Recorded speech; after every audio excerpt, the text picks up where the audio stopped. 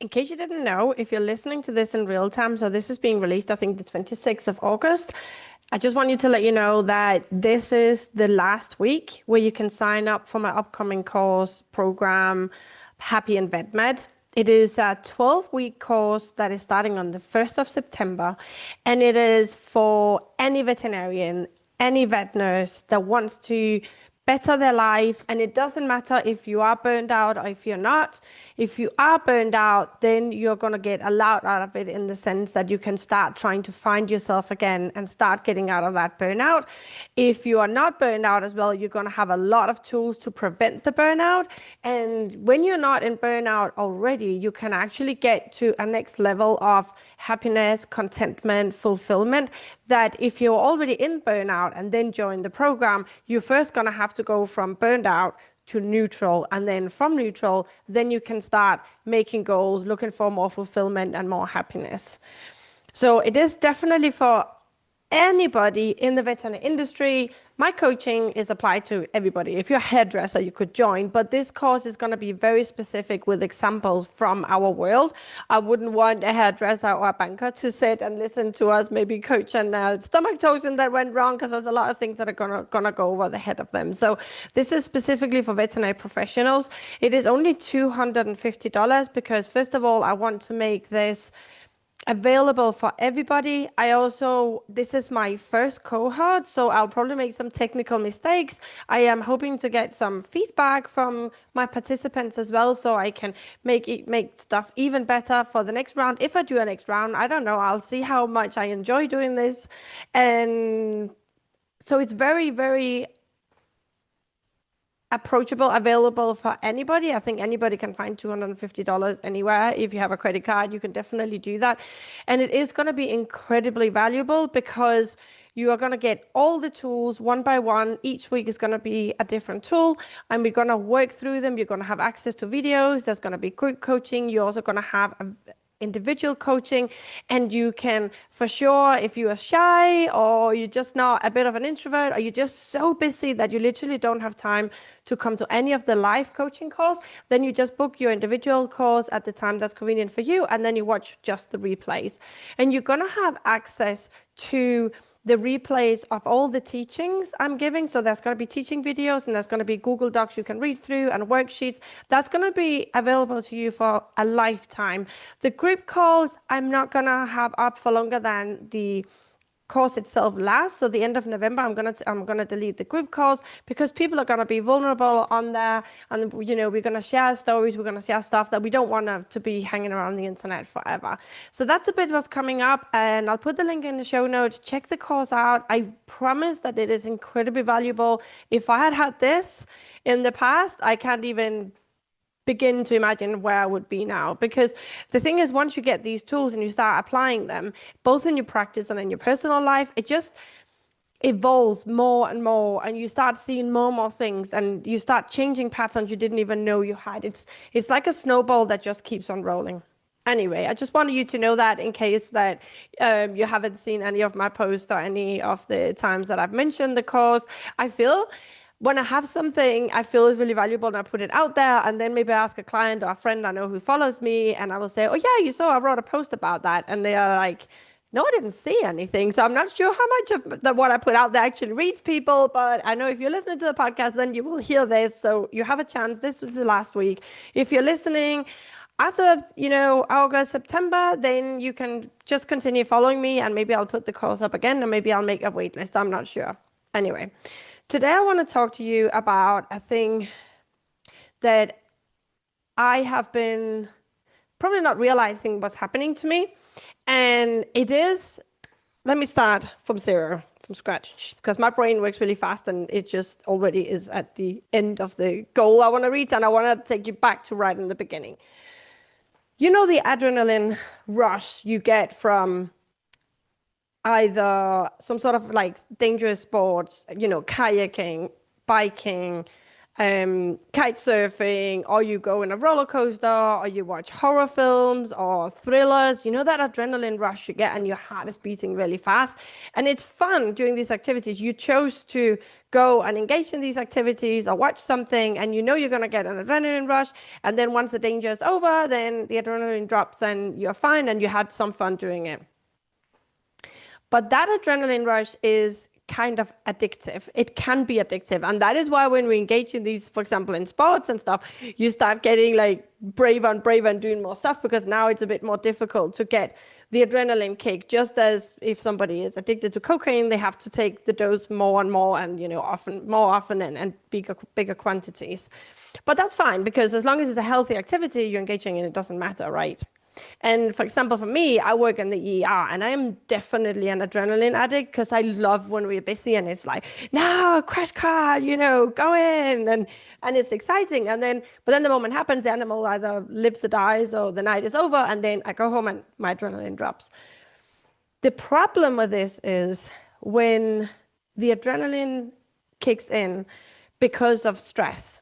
And this happens all the time to us, and we're not even aware of it. And this is why I wanted to make a whole episode just on this, because maybe you're going to have a light bulb moment and you can see, oh my God, yeah, this is happening to me.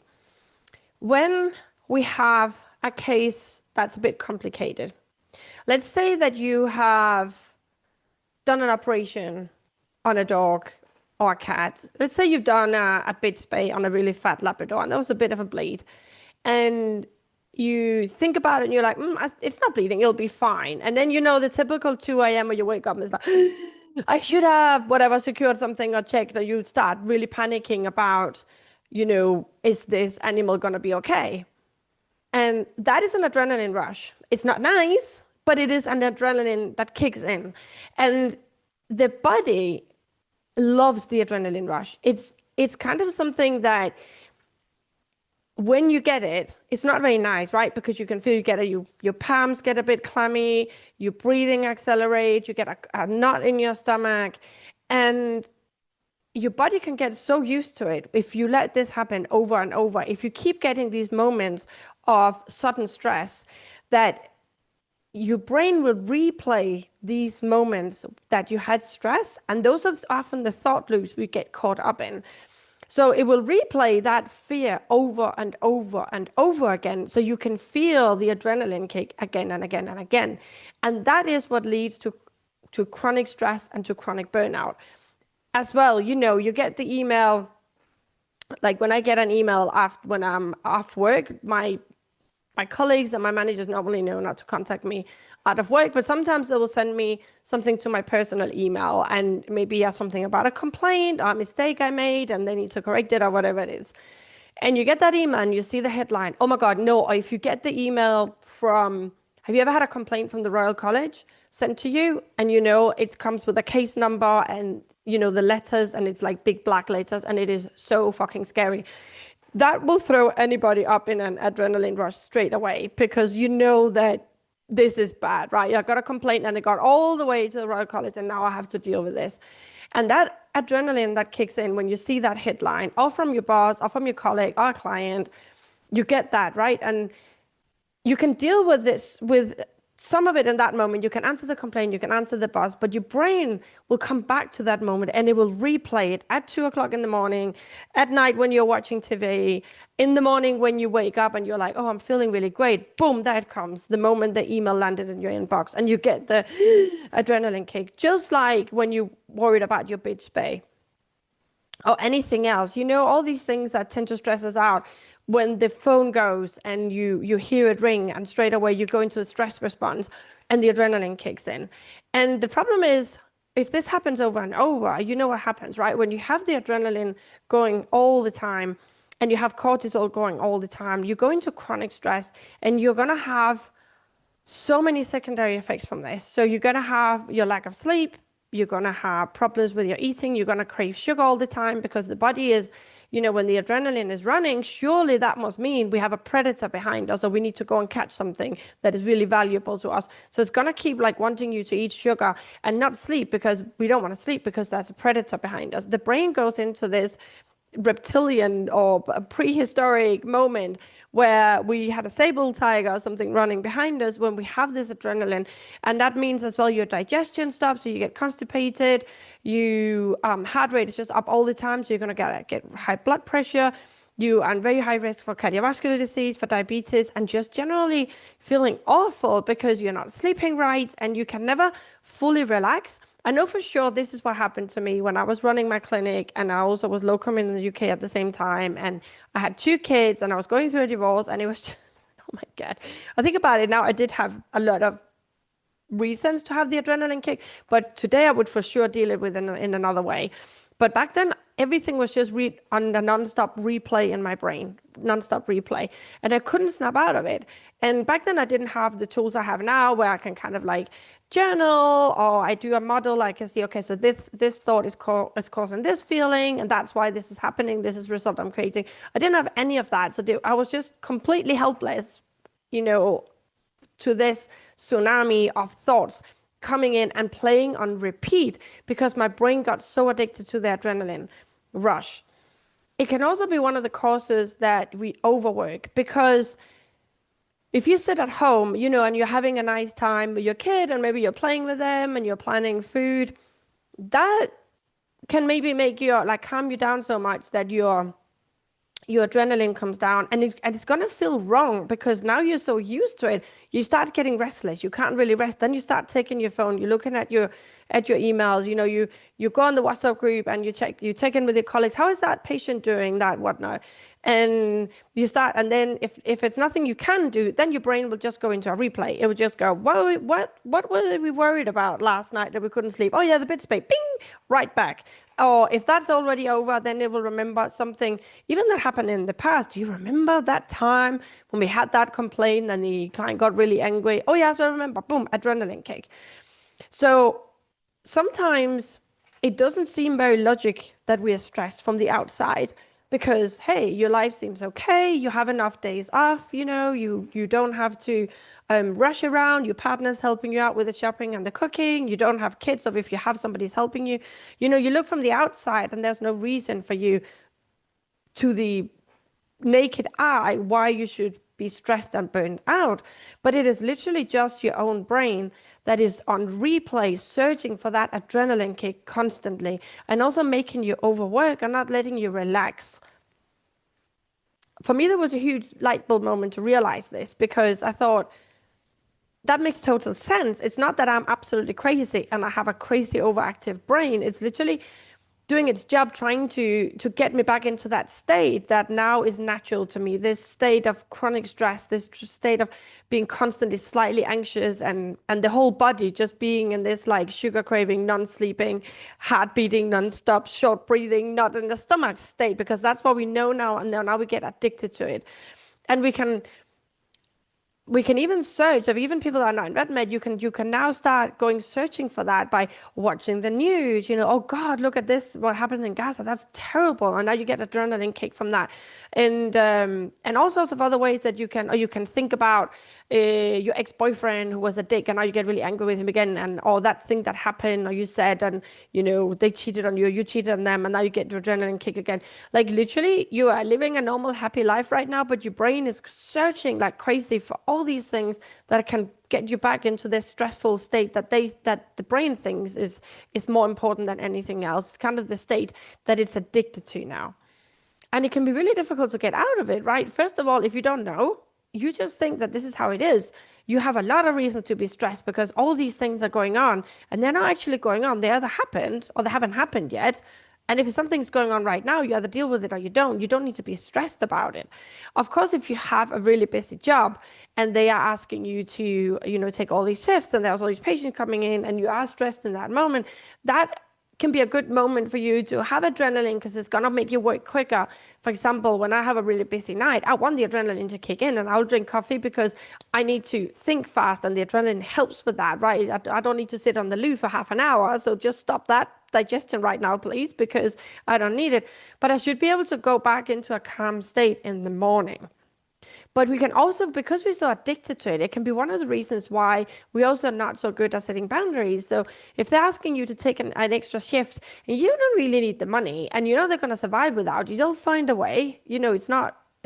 It's their fault if they haven't found somebody, or that's up to them. They'll just keep asking until they find someone. If not, they'll have to close, right?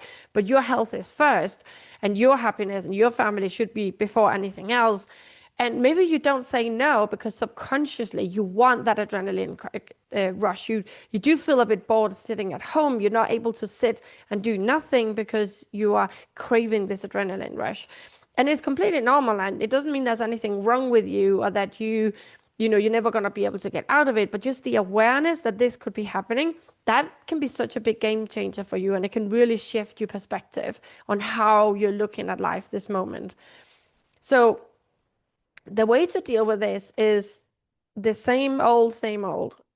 One is when the adrenaline kicks in and you notice, your breath getting short, you're feeling restless, you're like tapping the floor, you kind of like got an itchy bum, you can't sit still, you feel a bit bored.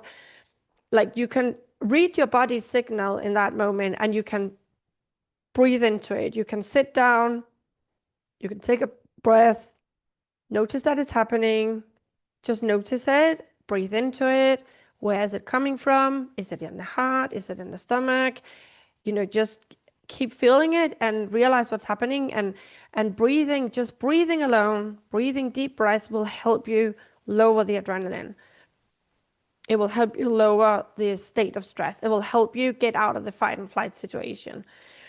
And then your brain is going to start bombarding you with all the reasons why it's so important to be worried about this right now, and why you need to start planning whatever or analyze what happened in the past. And this is where journaling comes in, like sitting down, just write about it, or sit and talk to someone about it is so helpful getting it out of your brain. Of course, at 2 o'clock in the morning, journaling is probably your best option. But you can also, if you're lying in bed and you're rotating around and you're like, oh my gosh, what if the dog dies? What if this? What if that? I would advise you to get out of bed. If you're with your partner or something, get out of bed, go and sit in a chair, in a comfortable chair somewhere. Start breathing a bit, just get your nervous system down, and then grab your notes on your phone or Google Doc, or write an email to yourself, or take out a notebook and just start writing down, I'm really worried about this dog. Why are you worried? Because such and such and such. What could happen? Such and such. Okay, so say she's bleeding out. What do you think the owners are going to, like, walk yourself through it? And like, what are all the different scenarios? Because otherwise your brain is just going to keep bombarding you with all these things to try and keep you stressed and keep you in fight and flight because it thinks it's important. If it's about an email that has arrived, or you're worried about a promotion, or you're worried about getting fired, or someone else has gotten fired and now you don't know what's going to happen, also it's exactly the same process. It's noticing, oh my God, I'm in this stress, I'm in fight and flight. Okay, we just need to breathe through it. Just breathe it. Where is it? Feel it in your body. Normally for me, it's a tight chest, it's a tight throat. It's like the jaws cleansing up. It's not in my stomach. It's feeling restless. Sometimes I get tingling in my hands and my fingers, and that is a sign that now the adrenaline is running through your body, and you're gonna have all these symptoms. And the best way is breathing slowly, because you're telling your body we're not running anywhere. If we sit down, we're feeling our body, we're breathing into our chest, we're breathing into our abdomen, and we're relaxing the muscles. You're telling your body you're not running away from anything. And the more you do this, the more and more you're going to get used to it. Did you have a light bulb moment? Can you see yourself doing this, searching for the adrenaline without knowing it? If that's the case, then, or any other case, remember that you can still sign up. If you're listening to the podcast the week it gets released, you can sign up for our group program that's starting the 1st of September, and I will take you through exercises to help overcome this adrenaline addiction. I hope that was really helpful, and I'll speak to you next week.